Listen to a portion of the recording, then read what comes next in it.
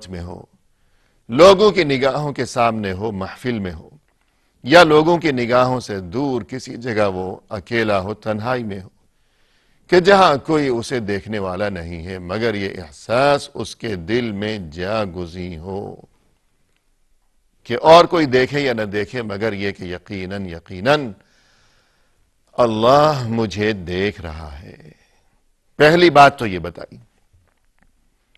اور ظاہر ہے کہ اس بات کا تعلق انسان کے عقیدے سے ہے، اس کے ایمان سے ہے کہ یہ عقیدہ رکھنا کہ اللہ مجھے دیکھ رہا ہے، اور پھر اس عقیدے کی وجہ سے برائی کی طرف اٹھتے ہوئے اس کے قدم رک جائیں، اس کے قدموں میں زنجیر پڑ جائے۔ کیوں؟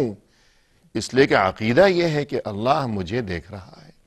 تو یہ بات ہو گئی عقیدے کی، تقوی اللہ۔ اور دوسری بات جو بتائی وحسن الخلق، کہ اخلاق اچھا ہو، اللہ کے بندوں کے ساتھ اس کا میل جول، ملاقاتیں، یہ جو سلسلے ہوں تو دلوں میں ایک دوسرے کے لیے ادب ہو، عزت و احترام کے جذبات موجزن ہوں، کسی کا دل نہ دکھائے، کسی کو بے عزت نہ کرے، کسی کو ذلیل و رسوا نہ کرے، کسی کا حق نہ دبائے۔ یہ چیزیں، دونوں چیزیں بیک وقت اللہ پر پختہ ایمان، اور یہ کہ اللہ کے بندوں کے ساتھ حسن سلوک اور حسن اخلاق کا معاملہ، یہ دو چیزیں رسول صلی اللہ علیہ وسلم نے بیان فرمائی کہ یہی دو چیزیں ایسی ہیں کہ جنہیں اپنانے کی بدولت سب سے زیادہ بڑی تعداد میں انسانوں کو جنت میں داخلہ نصیب ہوگا۔ تو دونوں چیزیں روز اول سے ساتھ ساتھ ہیں، عقیدہ و ایمان کی درستی بھی، اور یہ کہ اخلاق و آداب کی درستی بھی۔ اور ناظرین کرام، ادب کی تین قسمیں اہل علم نے بیان کی ہیں۔ پہلی قسم ہے ادب مع اللہ، کہ انسان کو اللہ کے سامنے ادب سے رہنا چاہیے، اور ادب کے ساتھ زندگی بسر کرنی چاہیے اللہ کے سامنے، اللہ کے معاملے میں، کہ اللہ تو ہر وقت ہمیں دیکھ رہا ہے، ہماری کوئی گفتگو، ہمارا کوئی قول و فعل اللہ سے مخفی نہیں ہے، پوشیدہ نہیں ہے، تو گویا ہم ہمہ وقت اللہ کے سامنے ہیں۔ اور جس طرح دنیا میں انسان جب کسی بڑے آدمی کے سامنے، یا مثلاً اپنے ماں باپ کے سامنے ہوتا ہے، استاد کے سامنے ہوتا ہے، کسی محترم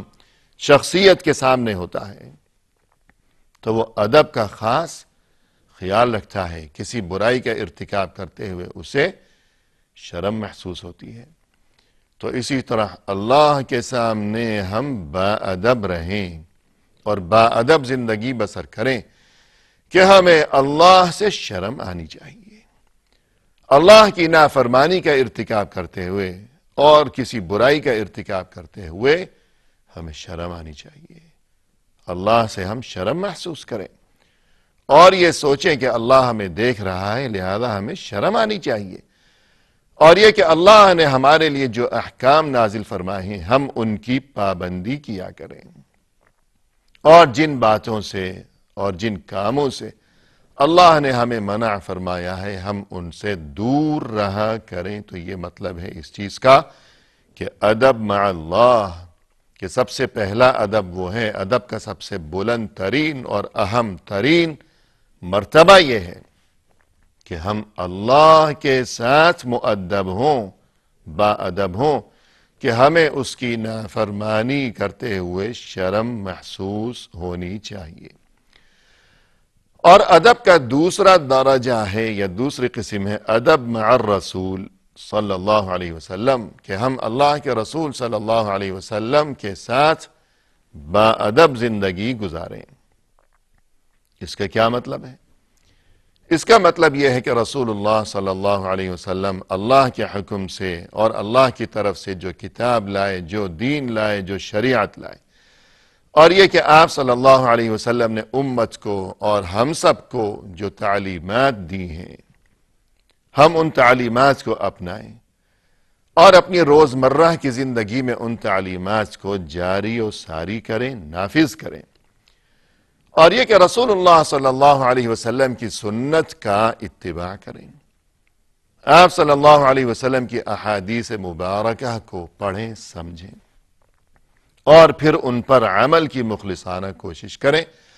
اور یوں اپنے لیے دنیا و آخرت میں خیر و خوبی کا سامان اپنے دامن میں ہم سمیٹ لیں۔ اور جیسا کہ قرآن کریم میں ارشاد ہے، فرمائے کہ لَقَدْ كَانَ لَكُمْ فِي رَسُولِ اللَّهِ أُسْوَةٌ حَسَنَةٌ، یقیناً تمہارے لیے رسول اللہ صلی اللہ علیہ وسلم کی شخصیت میں بہترین نمونہ ہے۔ لہذا ادب کا تقاضا یہ ہے کہ ہم کسی اور کو اپنے لیے اسوہ حسنہ سمجھنے کی بجائے اور نمونہ سمجھنے کی بجائے اور بہترین مثال اور آئیڈیل شخصیت سمجھنے کی بجائے فقط اور فقط رسول اللہ صلی اللہ علیہ وسلم کی شخصیت کو، آپ کی سیرت مبارکہ کو، آپ کی حیات طیبہ کو، آپ کی تعلیمات کو اور آپ کے طور طریقوں کو ہم اپنے لیے مثال سمجھیں اور اسوہ حسنہ سمجھیں۔ یہ مطلب ہے اس بات کا کہ ہم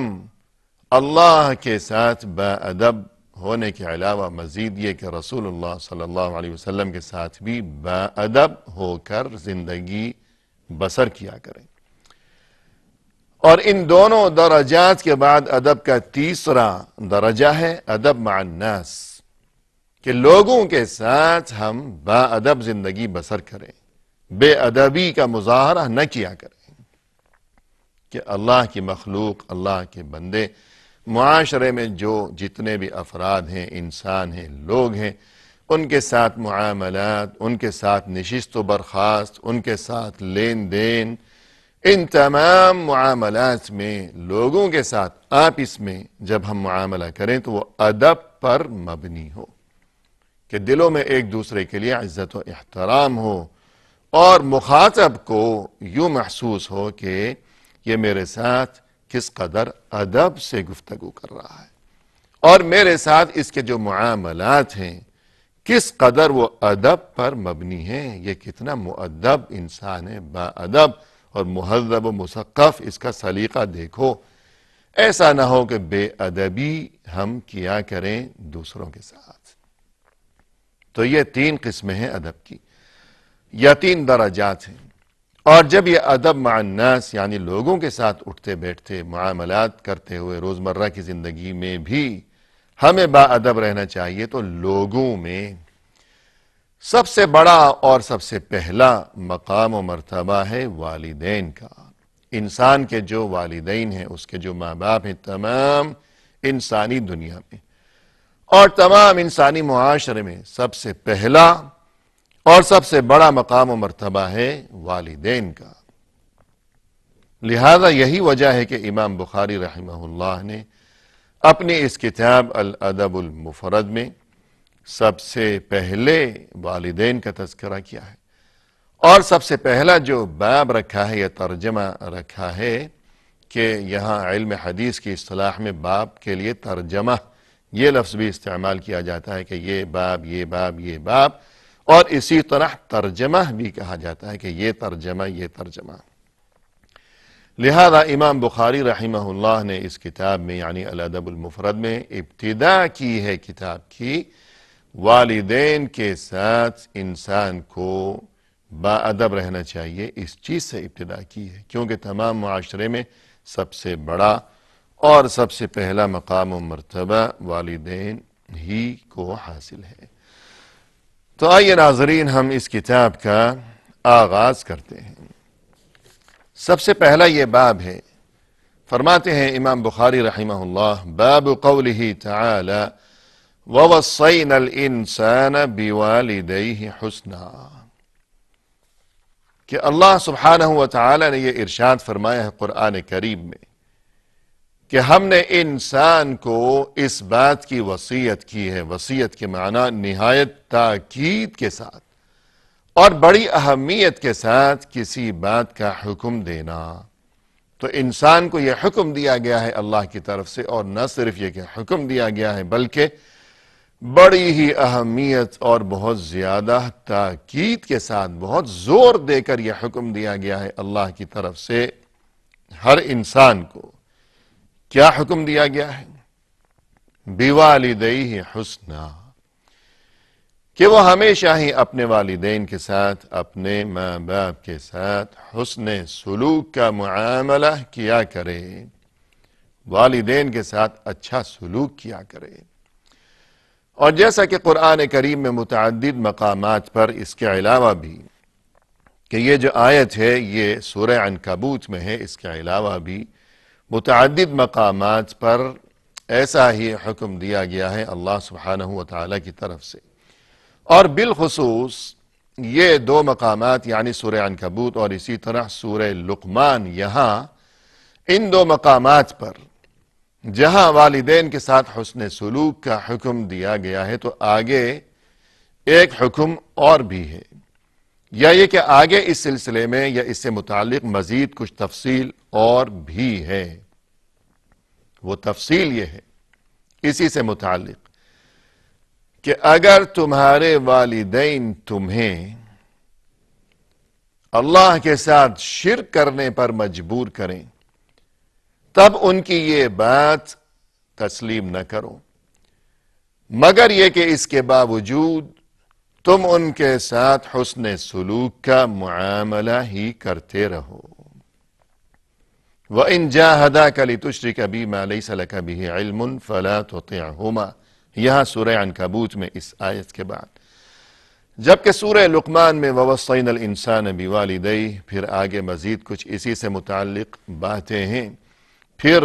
مزید آگے چل کر یہ بھی ارشاد فرمایا وہاں سورہ لقمان میں، وَإِن جَاهَدَاكَ عَلَىٰ أَن تُشْرِكَ بِي مَا لَيْسَ لَكَ بِهِ عِلْمٌ فَلَا تُطِعْهُمَا، اگر وہ دونوں یعنی تمہارے والدین تمہیں مجبور کریں اس بات پر کہ تم اللہ کے ساتھ شرک کا ارتکاب کرو، تو یہ بات نہ ماننا، لیکن وَصَاحِبْهُمَا فِي الدُّنْيَا مَعْرُوفًا، اس کے باوجود دنیاوی زندگی میں جب تک وہ اس دنیا میں ہیں، زندہ ہیں، بقید حیات ہیں، ہمیشہ تا دم آخر تم ان کے ساتھ ادب و احترام کا اور حسن اخلاق کا معاملہ ہی کرتے رہنا ہمیشہ۔ تو دیکھیے ناظرین، اگر وہ مشرک ہیں، کافر ہیں، نہ صرف یہ کہ مشرک اور کافر بلکہ اولاد کو بھی وہ مجبور کر رہے ہیں شرک پر اور کفر پر، تب بھی ماں باپ کے ساتھ بدسلوکی اور بے ادبی اور گستاخی یا کسی بھی شکل میں ان کی حق تلفی یا ان کا دل دکھانے کی اجازت نہیں ہے۔ یہ عظمت ہے دین اسلام کی، اتنا عظیم دین ہے یہ دین اسلام۔ رسول اللہ صلی اللہ علیہ وسلم کے بڑے ہی جلیل القدر صحابی سعد بن ابی وقاص رضی اللہ عنہ، کہ جن کا شمار 10 مبشرہ میں ہوتا ہے، یعنی وہ 10 خوش نصیب ترین افراد جنہیں رسول اللہ صلی اللہ علیہ وسلم نے اس دنیا کی زندگی میں ہی خود اپنی زبان مبارک سے جنت کی خوشخبری سے شاد کام فرمایا تھا۔ دنیا کی زندگی میں ہی انہیں رسول اللہ صلی اللہ علیہ وسلم نے یہاں رہتے ہوئے ہی دنیا میں جنت کی خوشخبری سنا دی تھی۔ 10 ایسے افراد ہیں، ان 10 افراد میں سعد بن ابی وقاص رضی اللہ عنہ بھی شامل ہیں۔ یہ اپنے والدین کے بڑے ہی لاڈلے تھے، اور یہ مسلمان ہو گئے نوجوانی میں، دین اسلام کے بالکل ابتدائی دنوں میں، جب ان کی عمر 16 سال تھی،